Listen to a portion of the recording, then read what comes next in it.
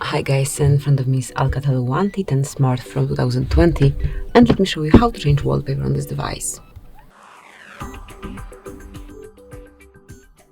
At first, open the settings, then find and select Display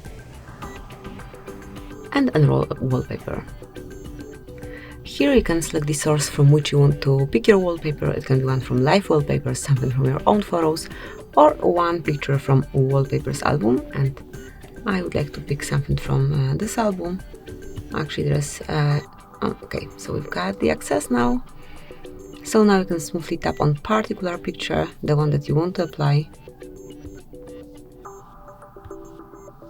And for example, if you want to select this one, just click on Set Wallpaper, and then select if it's for your home screen only, just your lock screen, or both of them. Let me pick both. And that's it. As you can see, from now on, this brand new wallpaper is covering both your home and also lock screen. Here it is. So that would be all. Thank you for watching. Please subscribe our channel and leave the thumbs up.